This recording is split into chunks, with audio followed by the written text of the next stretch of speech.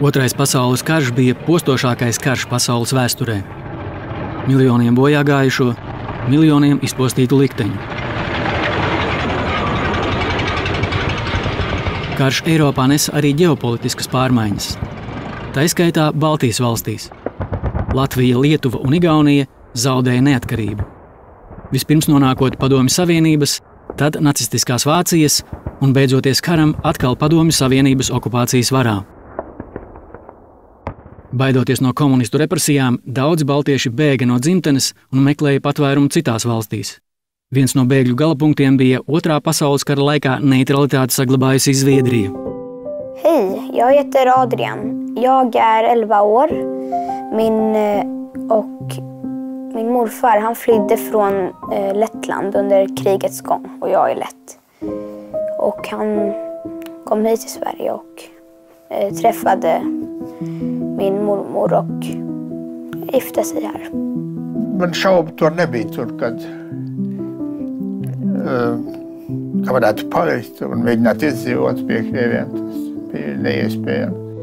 Jag heter Laima Dalsjö och jag är lett. Min mormor flydde 1944 undan kommunisterna i Lettland till Sverige. Šitā ir Lūcija, un te pie šitā skursteņa. Tur mēs sēdējām vecmamiņa, Sigurds un es. 1940. gada vasarā, Otrā pasaules kara sākumā, kad bija noslēdzies Somijas karš ar PSRS, Padomju Savienība okupēja 3 Baltijas valstis – Igauniju, Latviju un Lietuvu.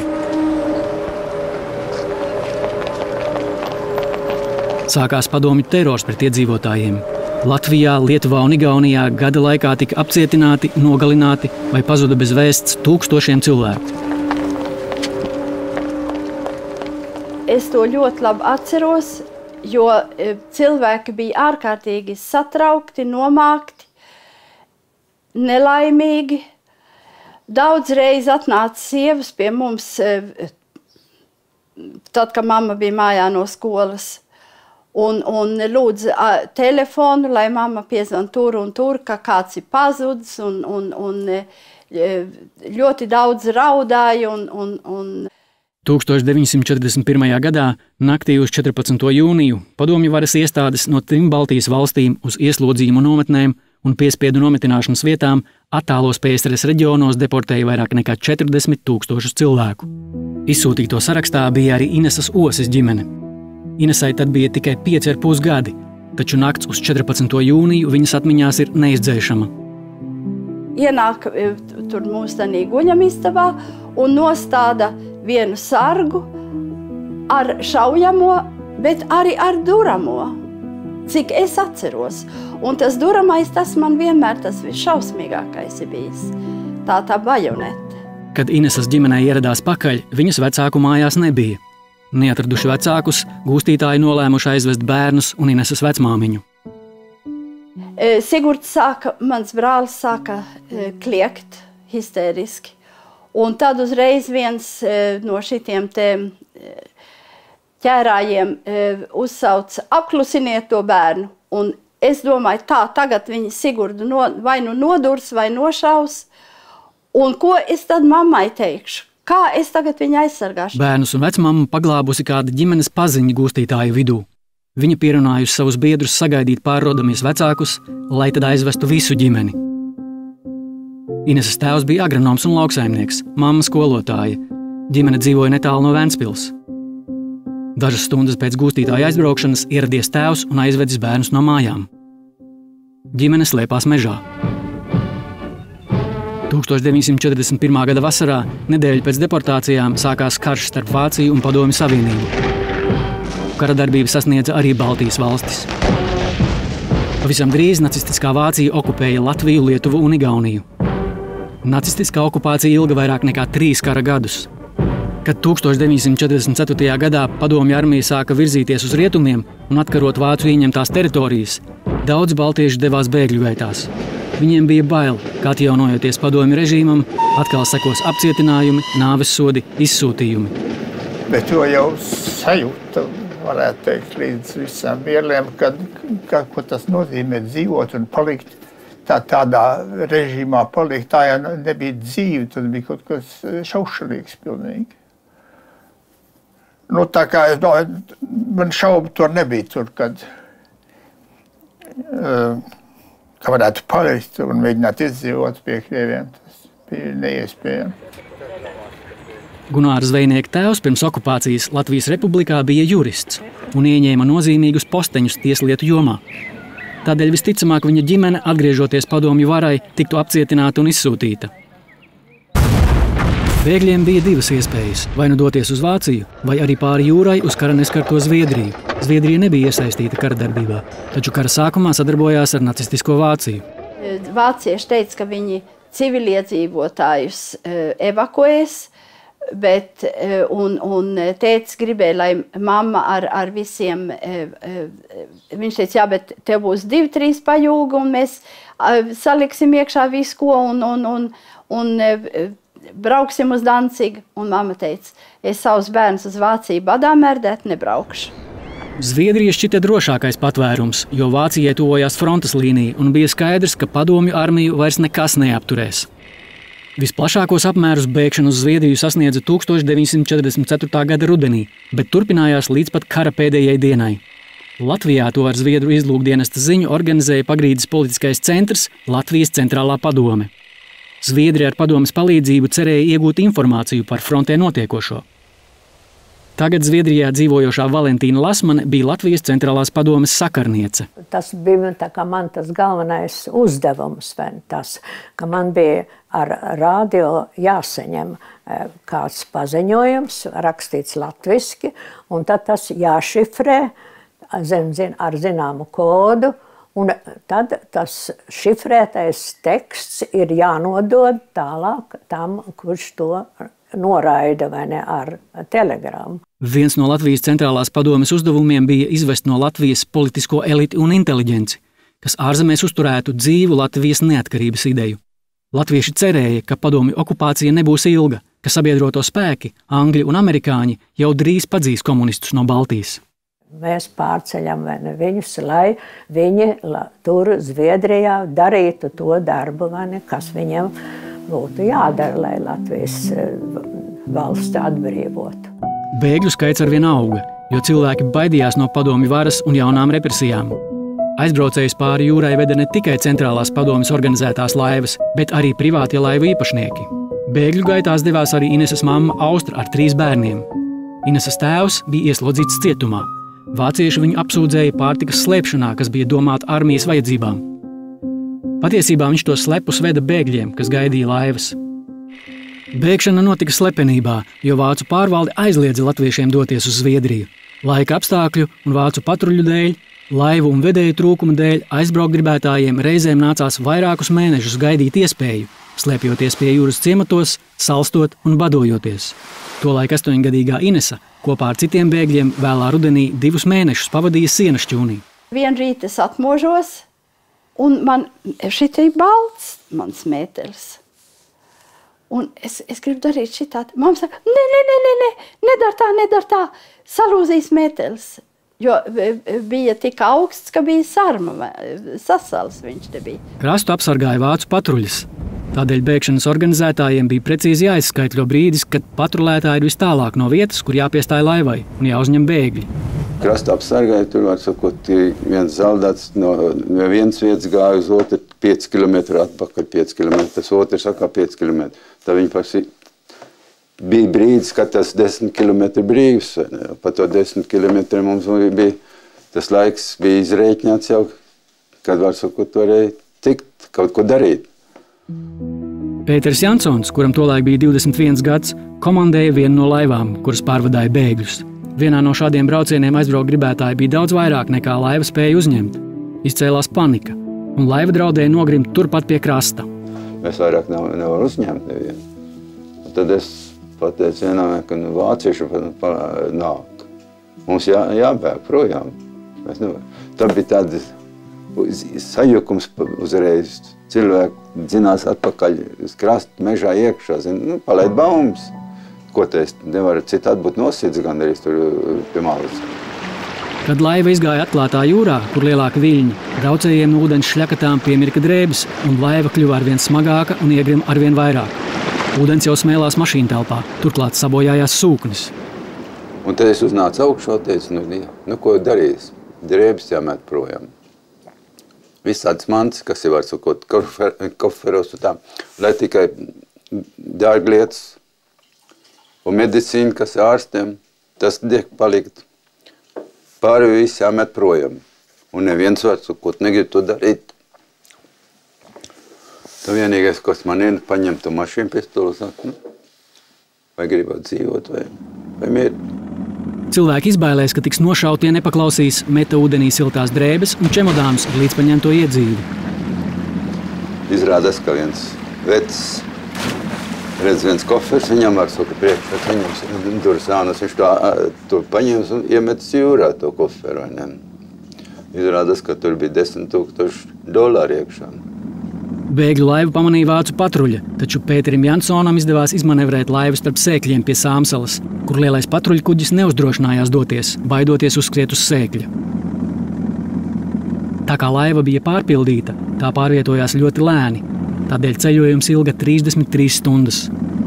Cilvēki, kas atradās uz klāja, visu ceļu stāvēja kājās. Bēgļu laivas piestāja Gotlandē. Pa ceļam uz Zviedriju laivas apdraudēja vācu un krievu karakuģi un lidmašīnas.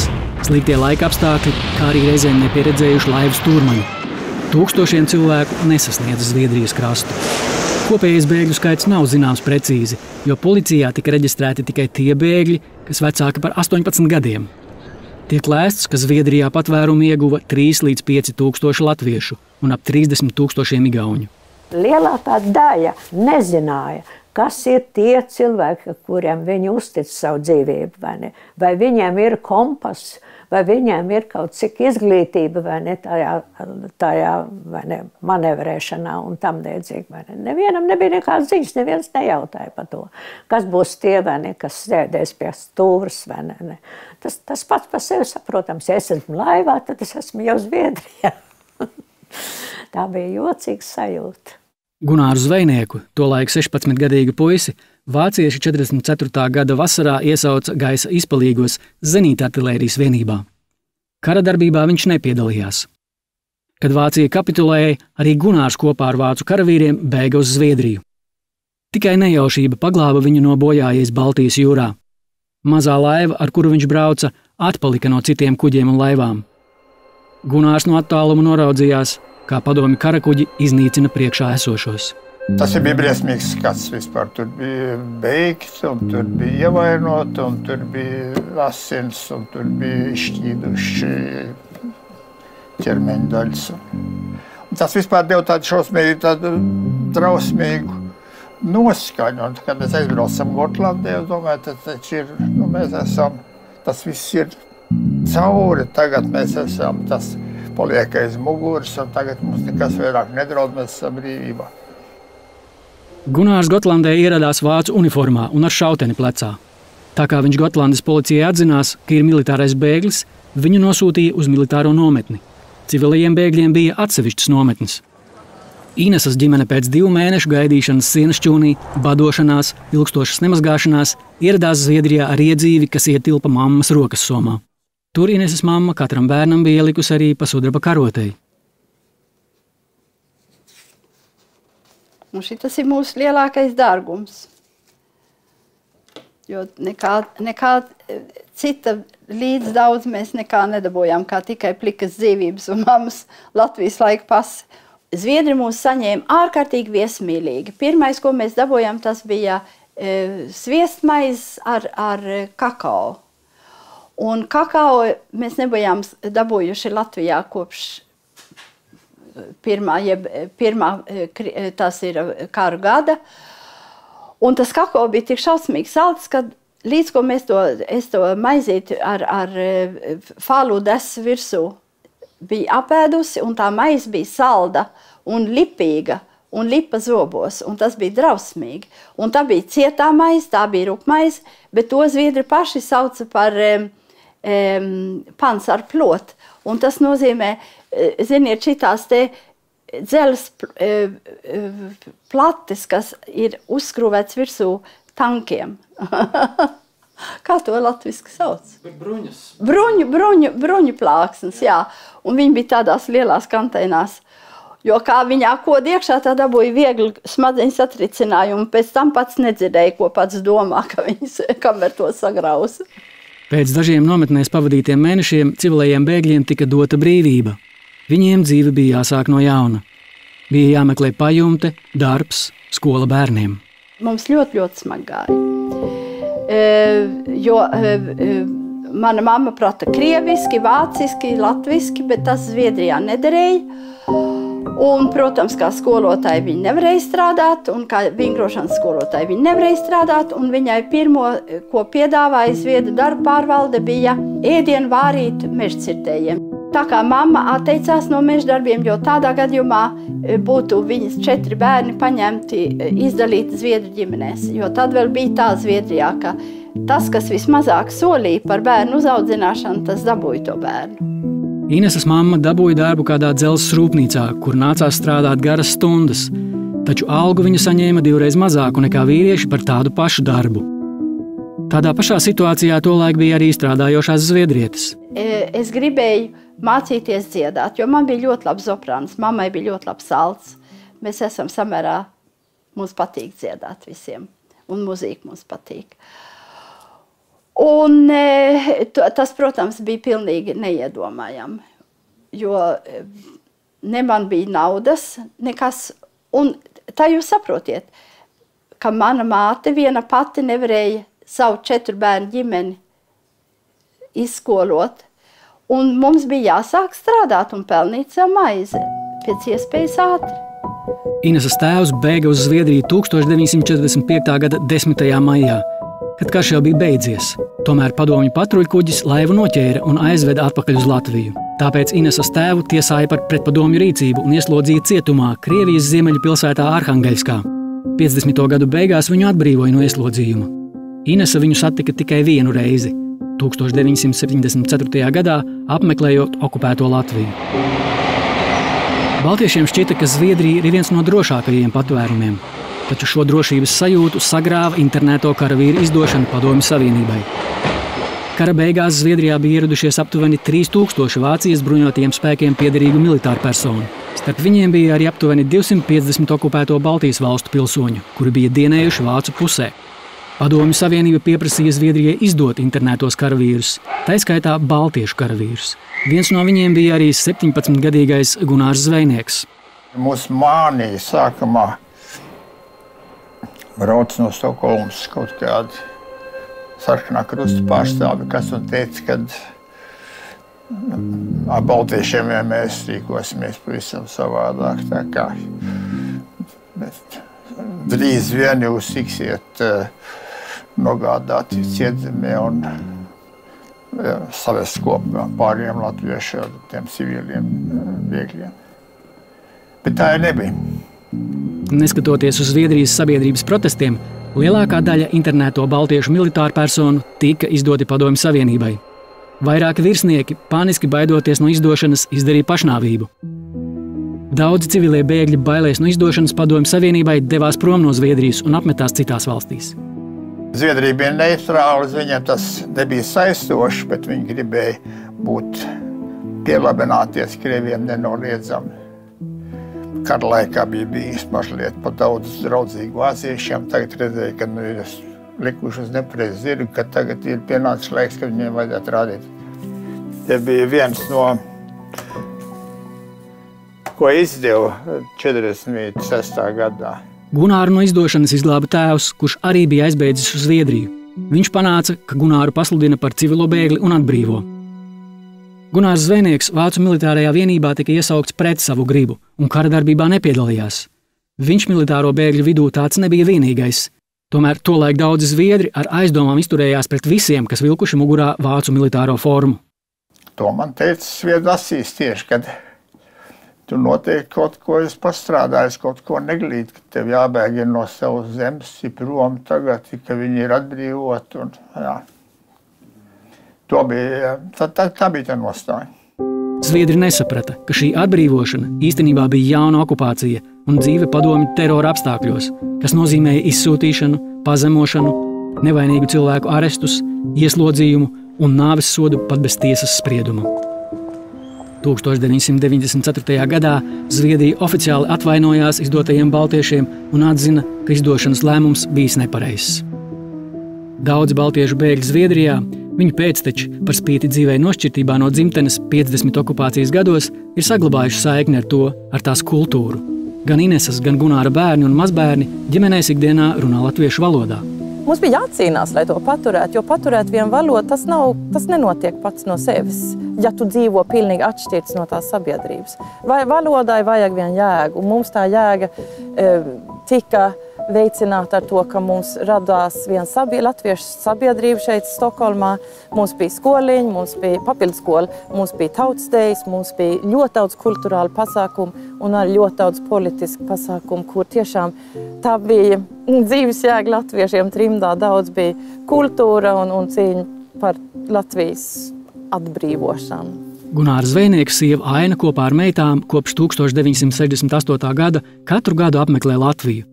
Pats Gunārs gan uz dzimteni pirmoreiz aizbraucis tikai pēc Latvijas neatkarības atgūšanas.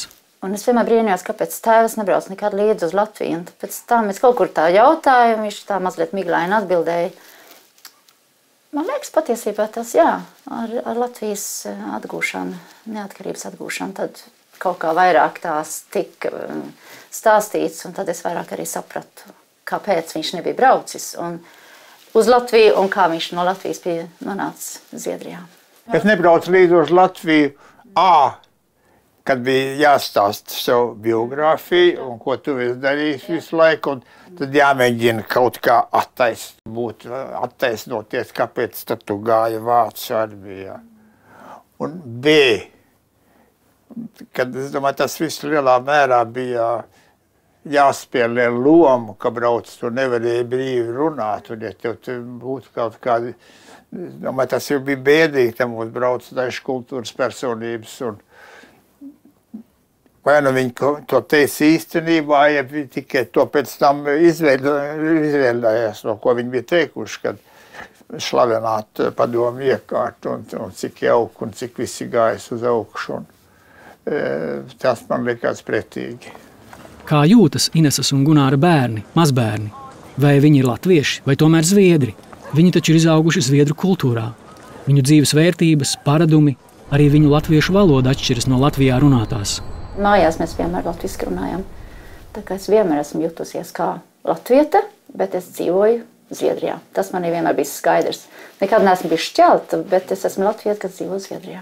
Drusku vairāk esmu Zviedrijā, tā kā drusku vairāk zviedrs, bet es jau braucu uz Latviju arī, tā kā es arī latvietis jūtos.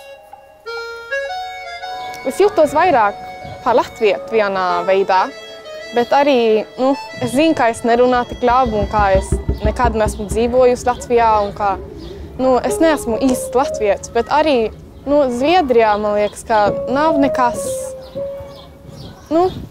es nejūtos tikpat mājās. Man ir Zviedrijas tradīcijas, mans vīrs ir zviedrs, bet man